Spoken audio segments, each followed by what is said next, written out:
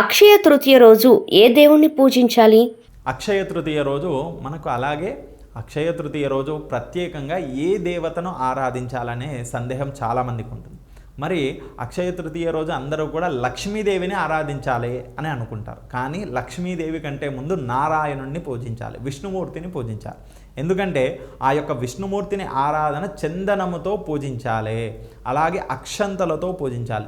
మిగతా ఏ రోజులోనైనా ఆ స్వామివారికి అక్షంతలతో చేసినా చేయకున్నా ఈ అక్షయ తృతీయ రోజు విష్ణుమూర్తికి ప్రత్యేకంగా అక్షంతలతో పూజిస్తే ఆ స్వామివారు విశేషమైన ఫలితాన్ని ఇస్తారంట. ఆ రోజు చేసినటువంటి ఆ అక్షంతలను స్వామివారికి అష్టోత్తరములతో కానీ, సహస్రనామాలతో కానీ, లేదా విష్ణు సహస్రనామంతో కానీ ఎవరైనా ఆ విష్ణుమూర్తిని ఆరాధన చేసిన ఆ అక్షంతలను తీసుకొని ఎర్రని మూటలో, ఎర్రని వస్త్రంలో కట్టి ఆ మూటను తీసుకొని వెళ్ళి బీర్వాలో పెట్టుకుంటే వారికి అక్షయమైన ఫలితము లభిస్తుందని చెప్పడం జరుగుతుంది.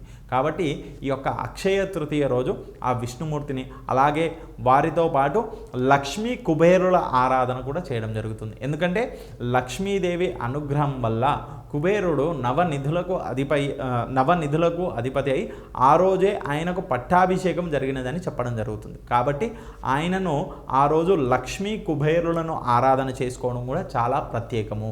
వారితో పాటు ప్రత్యేకంగా ఎవరైనా వారి ఇష్టదైవాన్ని, వారి కులదైవాన్ని ఆ రోజు ఆరాధించిన, పూజించిన, జపించిన వారందరికీ కూడా విశేష ఫలితాలు లభిస్తాయి.